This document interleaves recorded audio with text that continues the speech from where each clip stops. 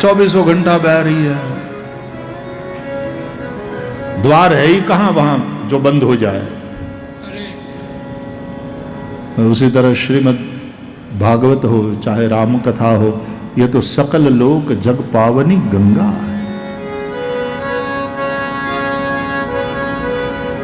सकल लोक जग पावनी गंगा, ऐसी यह जग पावनी गंगा राम कथा। गोस्वामी तुलसीदास जी ने रचना किया। कल हमने चर्चा करी, 7 श्लोकों में मंगलाचरण किया संस्कृत में। देव भाषा का तुलसीदास जी ने आदर किया और तुलसीदास जी संस्कृत के भी प्रकांड विद्वान थे। तो अपना पांडित्य प्रकट करना होता तो तुलसीदास जी पूरा ग्रंथ संस्कृत में लिखते, लेकिन पांडित्य नहीं, प्रेम प्रकट करना था। प्रभावित करने के लिए नहीं लिखना है, प्रभु भावित करने के लिए लिखना है। लोग प्रभावित हो नहीं, प्रभु भावित हो, राम भावित हो जाए। जन जन के हृदय में राम प्रेम का उदय हो जाए। तो लोग समझे, ऐसी भाषा में लिखा तुलसीदास जी। सरल को कठिन बनाकर पांडित्य का प्रदर्शन नहीं, लेकिन कठिन को सरल बनाकर संत होने का प्रमाण दिया। साधु पुरुष संत कठिन को सरल बना देता है। इसलिए संस्कृत 7 श्लोक लिखे, बालकांड में मंगलाचरण किया और फिर 5 सोरठे ग्राम्य गिरा में लोगों की जो बोलचाल की भाषा थी वहां की। जो सुमिरत सिद्धि होई, गणनायक करिबर बदन, करऊ अनुग्रह सोई, बुद्धि राशि शुभ गुण सदन। करऊ अनुग्रह सोई, बुद्धि राशि शुभ गुण सदन। गणेश जी की वंदना है। जो सुमिरत सिद्धि होई, जिसका स्मरण करने से सिद्धि की प्राप्ति होती है। कौन सी सिद्धि? साधु के लिए सिद्धि का क्या काम? श्रीमद् भागवत में 11वें स्कंद में भगवान द्वारकाधीश उद्धव को उपदेश कर रहे हैं और उसमें सिद्धियों की बात बता रहे हैं। 8 मुख्य सिद्धि और 10 गौण सिद्धि, 18 सिद्धियों की चर्चा करते हैं। कहते हैं भगवान, जब साधक साधना करता है, भजन करता है, तप करता है, मेरी सिद्धियां जाकर के उसको बरती हैं। परंतु जो सिद्धि में आसक्त हो जाए, सिद्धि में फंस जाए, वो मेरी प्राप्ति नहीं कर सकता। मेरी प्राप्ति में ये सिद्धियां बाधक सिद्ध होती है। और फिर सिद्धि मिल गई, फिर सिद्धियों का प्रदर्शन, और सिद्धियों का प्रदर्शन करके प्रसिद्धि, और प्रसिद्धि से पैसा। ऐसा फंस जाता है अपने ही बनाए हुए जाल में। तो भगवान कहते हैं कि सिद्धियां मेरी प्राप्ति में बाधा उत्पन्न करती है, विघ्न रूप है। एक ऐसी कथा मिलती है, रामकृष्ण परमहंस देव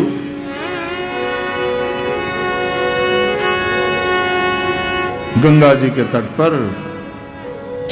देवी मां के मंदिर के बाहर, वो वहां जो पंचवटी थी उसके नीचे बैठे थे।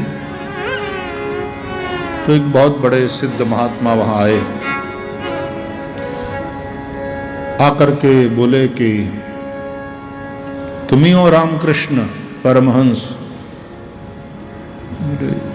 जी महाराज जी प्रणाम, मुझे ही रामकृष्ण कहते हैं।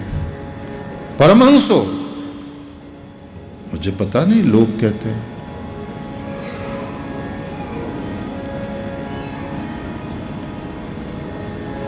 कौन सी सिद्धि पाई है तुमने? तो रामकृष्ण देव बोले, मैंने तो और कुछ नहीं पाया, मां मिली है मुझे, काली मां। मैं काली मां की सेवा करता हूं।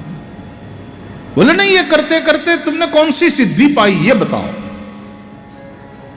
देखो, हमने 20 साल तक कठिन तप किया और पानी पर चलने की सिद्धि प्राप्त कर ली है, दिखाओ। कह करके वो महात्मा गए, गंगा जी के पानी पर चले, वापस लौटे और अभिमान में आकर के बोले, देखा ये सिद्धि है, 20 साल तक कठिन तपस्या की, अब हम पानी पर चल सकते हैं। ठीक महाराज, प्रणाम। तब तक एक आदमी जो आश्रम में दूध पहुंचाने आता था, वो नौका से उतरा। आश्रम में जाने से पहले उसने देखा कि रामकृष्ण देव वहां बैठे हैं, आकर उसने प्रणाम किया। रामकृष्ण देव ने कहा कि भैया तू कहां रहता है? बोले महाराज उस पार। रोज दूध देने आता है, दूध पहुंचाता है तो आश्रम में? बोले जी महाराज। कैसे आता है रे? उस पार तू रहता है, इस पार कैसे? बोले नौका में। नौका वाला कितना पैसा लेता है? 1 पैसा। रामकृष्ण देव उस साधु की ओर देखकर बोले, जो काम 1 पैसे में हो सकता है उसके लिए तुमने 20 साल लगा दिए।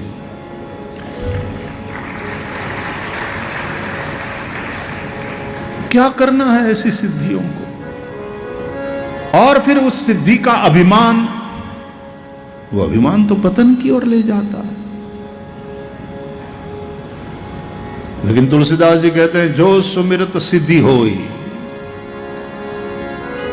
एक तो तुलसीदास जी ने मन में जो संकल्प किया है, स्वांतस सुखाय तुलसी रघुनाथ गाथा, भाषा निबंध मति मंजुल मात नोती। तो ये वाला जो काम है वो सिद्ध हो जाए, उसमें कोई विघ्न ना आए, इसलिए विघ्नहर्ता देव गणेश जी का स्मरण। दूसरी बात, तुलसीदास जी की दृष्टि में साधन सिद्धि राम पद नेहु, भगवान राम के चरणों में अनुराग यही सिद्धि है। तो इस रचना के द्वारा राम प्रेम सिद्ध हो जाए। जो सुमिरत सिद्धि होई, ऐसे गणनायक गजानन मुझ पर कृपा करें, मुझ पर अनुग्रह करें। बुद्धि राशि जो है और समस्त शुभ गुणों के सदन है, गुणागार। दूसरे सोरठे में, मूक होई बाचाल पंगु चढ़ई गिरिबर गहन, जासु कृपा सो दयाल, द्रवव सकल कलिमल दहन। जो प्रसिद्ध श्लोक है, मुकम करोति वाचालम पंगुम लंघयते गिरिम, यत् कृपा तमहम वंदे परमानंद माधवम। वही भाव है कि मूक होई वाचाल, जिनकी कृपा से गूंगा बोलने लगता है, और पंगु चढ़ई गिरिबर गहन। जो पंगु है वो बड़े बड़े पर्वत पर चढ़ जाते हैं, ऐसी जिनकी कृपा, वे सकल कलिमल दहन। मुझ पर दया करो, मुझ पर रीझो। अब आजकल तो ये डॉक्टर भी कर सकते हैं। कहीं गूंगे इसलिए गूंगे हैं क्योंकि वो बहरे हैं, और कुछ ऐसा ट्रीटमेंट या हियरिंग एड लगाया जाए, वो बच्चे थोड़ा सुनने लग जाए तो धीरे धीरे फिर बोलने भी लग जाते हैं। तो गूंगे को तो बोलता डॉक्टर भी कर देते हैं। क्या भगवान की कृपा इतनी है? पंगु चढ़ई गिरिबर गहन, ऐसे दिव्यांगों को भी एवरेस्ट सर करते देखा। बड़े बड़े पर्वतों को नांगते देखा। ये उनका कॉन्फिडेंस, उनकी प्रैक्टिस, उनका अभ्यास है। तात्पर्य यह है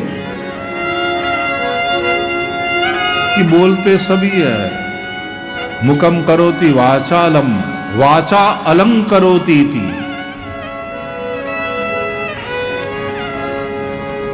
देखो भाई, वाणी की शोभा तो उसमें है कि जब भगवान के लिए बोला जाए, मंगलमय बोला जाए, कल्याणकारी वचन बोला जाए। बाकी तो बकवास तो ही है। बोलना और बकना अंतर है ना। हमारे एक वक्ता है, वो रामचरितमानस में लिखा ना, ते श्रोता वक्ता समशीला। वो श्रोता और वक्ता समानशील वाले। तो बोले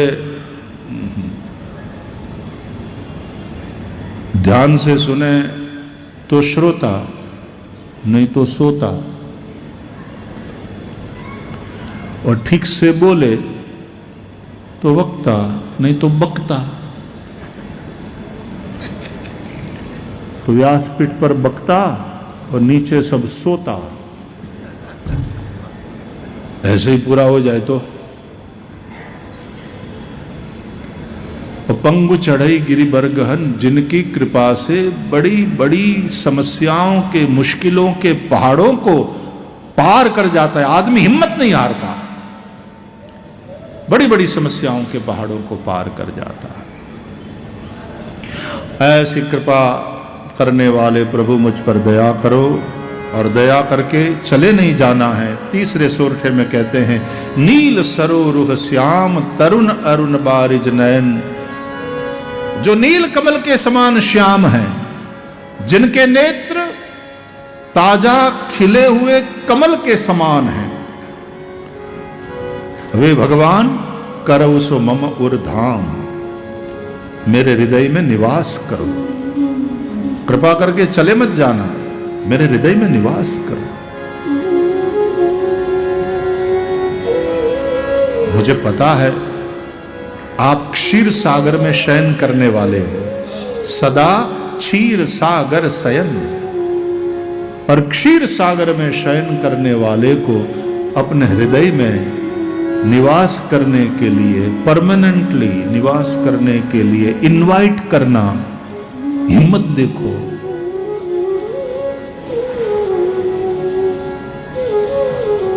तब भाव यह है कि क्या तुम्हारा हृदय भी उस समुद्र की तरह विशाल और गहरा है? क्योंकि भगवान तो क्षीर सागर में शयन करने वाले। तुम्हारा दिल भी सागर की तरह, और वो भी क्षीर सागर की तरह, जो सत्व का सागर है, सत्व का समुद्र है। वो विशालता तुम्हारे दिल की है कि पड़ोसी की तरक्की को देखकर तुम्हारे भीतर जलन होती है? क्या वो विशालता है?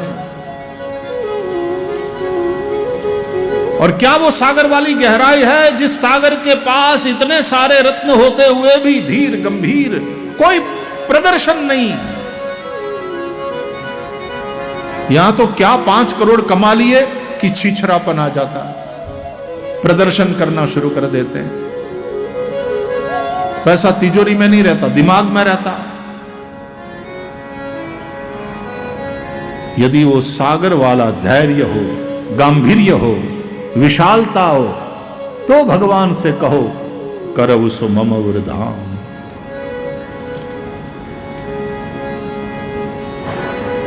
तो भाई इसके लिए तो अहंकार को जीतना पड़ेगा, और इसलिए अहंकार के देव, जिनका भजन करने से तुम अहंकार पर विजय प्राप्त कर सकते हो, वो है भगवान शिव। वो अहंकार के अधिष्ठाता देव है। मन बुद्धि चित्त अहंकार, ये अंतःकरण चतुष्टय है। मन के देव चंद्रमा है, बुद्धि के ब्रह्मा, चित्त के नारायण और अहंकार के शिव। उन शिव जी की शरण में जाओ, उनकी कृपा की याचना करो। इसलिए चौथे सोरठे में शिव जी की वंदना। कुंद इंदु समदेह उमारमन करुणा अयन, जाहि दीन परनेह करहु कृपा मर्दन मयन। जाहि दीन परनेह करहु कृपा मर्दन मयन।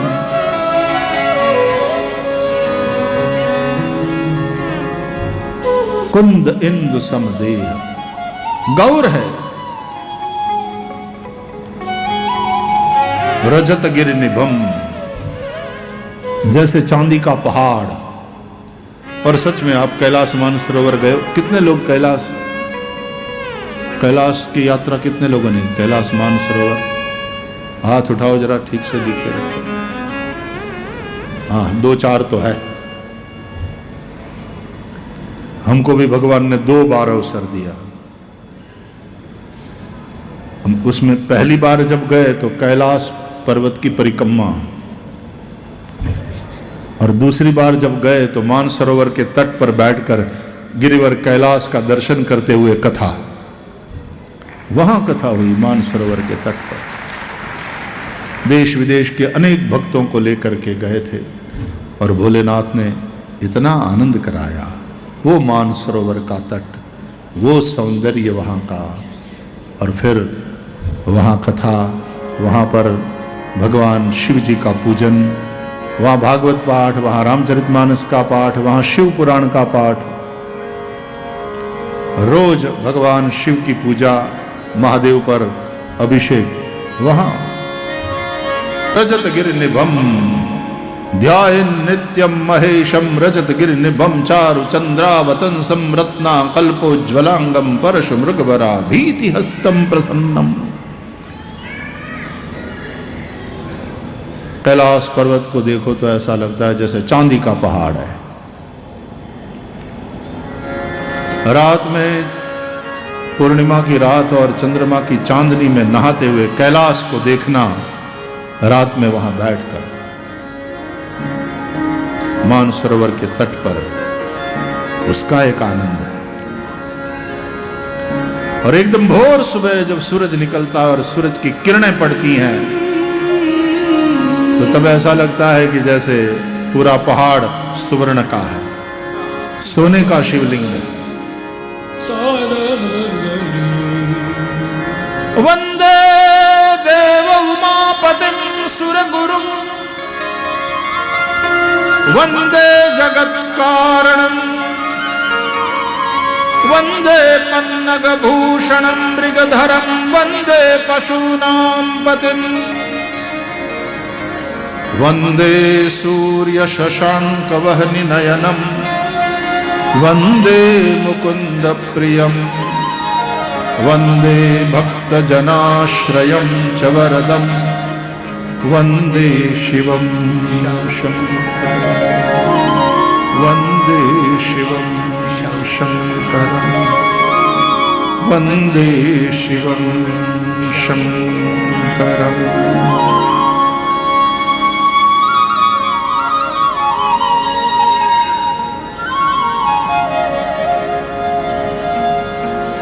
रमन रेती वाले पूज्य महाराज श्री कार्षणी पूज्य महाराज श्री के साथ पहली यात्रा हम लोगों ने करी थी, और कैलाश की परिक्रमा लगाते हुए रात में 10 बजे हम डोलमाला पास, जो हाईएस्ट पॉइंट है, 19,335 फीट की ऊंचाई, वहाँ रात में 10 बजे हमने संध्या करी,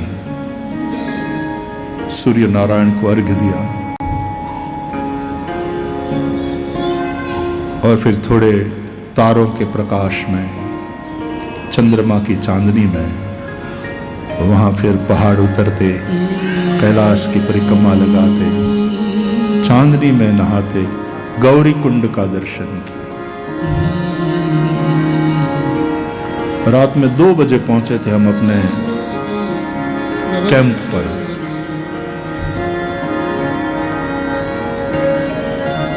लेकिन रात की शांति में आसमान जैसे इतना नीचे कि ये जैसे लाइट दिख रही है उस तरह से तारे जैसे नीचे जमीन पर आ गए। हाँ, तारे जमीन पर, वो हमने अनुभव किया।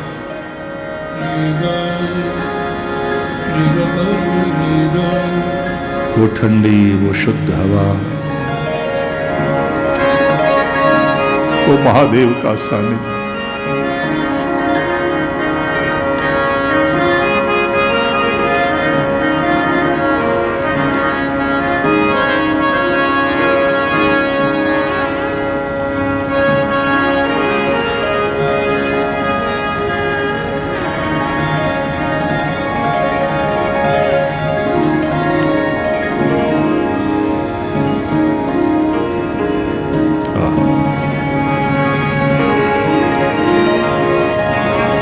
महादेवमेकं स्मरामि स्मरारिम्।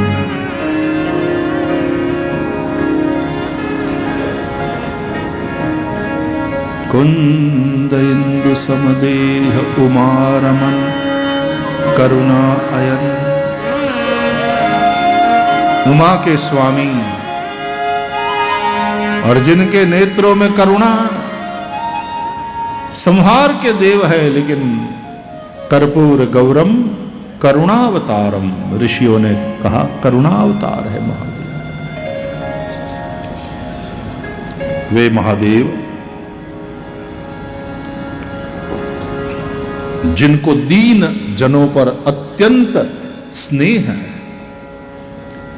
जो दीन है, अहंकार से रहित है, महादेव की कृपा से जो अहंकार रहित हो गए हैं, जिनमें वैष्णवी दीनता है, वे महादेव को बहुत प्रिय है। हे मर्दनमयन, करो कृपा, हम पर कृपा करो।